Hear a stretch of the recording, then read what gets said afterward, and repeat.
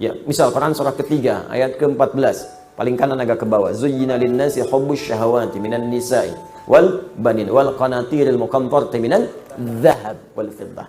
Ya, qanatir muqantarah itu ada harta yang punya nilai intrinsik, berharga. Yang kalau dikumpulkan punya nilai. Jadi ada harta yang punya nilai intrinsik, ada yang ekstrinsik. Intrinsik itu di dalamnya memang ada nilainya. Ya sudah ada nilai, jadi nggak berpengaruh oleh apapun.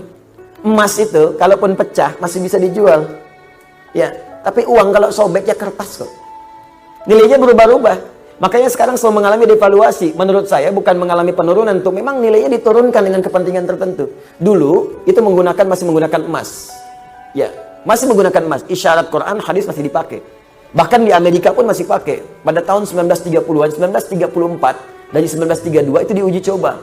Dia ada sekumpulan orang berkumpul memikirkan sifat monopoli. Bagaimana memonopoli dunia dari sistem keuangan. Maka diwujudkanlah uang kertas itu. Diuji coba asalnya di negara barat sana.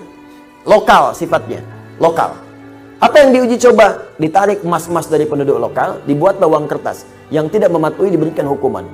Maka dari situ diberikan uang kertas, tapi uang kertas itu masih punya nilai setara dengan emas.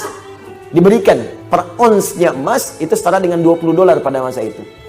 Terus orang nuker tuh, yang sadar bahwa kertas ini nggak punya nilai intrinsik, maka dia menyimpan kemudian emasnya di tempat lain supaya tidak kena hukuman. Ini kisah nyata ini, nanti ada perjanjiannya.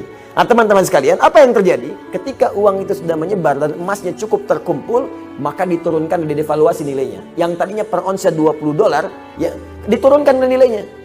Seakan-akan harga emas itu jadi naik, padahal emas itu segitu-gitu aja. Ya, uangnya turun lagi. Jadi berapa? $35. Ya, nilainya terus bertambah. Jadi seakan-akan jadi mahal gitu. Ya, padahal uangnya diturunkan, nilai uangnya yang turun, bukan barang yang naik.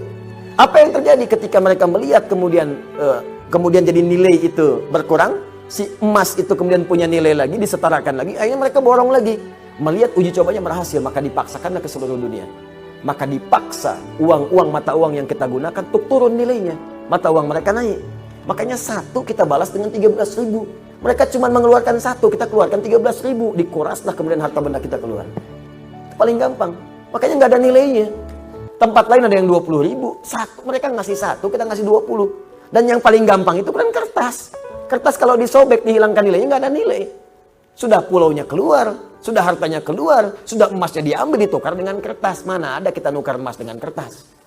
Kertas nggak ada nilainya, disobek udah hilang. Bagaimana sekarang kalau mereka hilangkan? Kami sudah tidak menggunakan sistem uang lagi. Sementara harta benda kita sudah pindah. Apa yang mau kita sesali kemudian hari? Nah, makanya ini bahasa, ini ilmiah ya, ilmiah. Kalau mau diskusi silahkan. Ini ilmiah, jadi kita diskusi. Nah, makanya dulu Bung Karno ketika membuat uang itu konsultasi pada ulama. Dan ulama mengusulkan tetap berikan nilai intrinsik di uang kertas itu setara dengan emas, sekian ons misalnya. Ya sekian gram, supaya ada nilainya. Kalau enggak itu jadi kertas. Itu sempat dipakai. Coba belajar sejarah yang baik, cek lagi ke belakang. Dulu nilai uang kita itu ada setara dengan emasnya. Belakangan kemudian dihapuskan, jadi kertas saja di situ. Makanya nilainya semakin melemah. Sebetulnya bukan uangnya yang lemah, bukan bendanya yang naik, uangnya yang dilemahkan. Kalau bendanya segitu-gitu aja, tempe kan gak berubah segitu-gitu juga. Cuma nilai uangnya melemah, seakan-akan tempenya naik, padahal keratnya segitu aja. Akhirnya tempe pun disesuaikan dengan uang. Ya kan, 2.000 tebel, 1.000 tipis gitu kan. Ya, 500 udah tipis dibelah.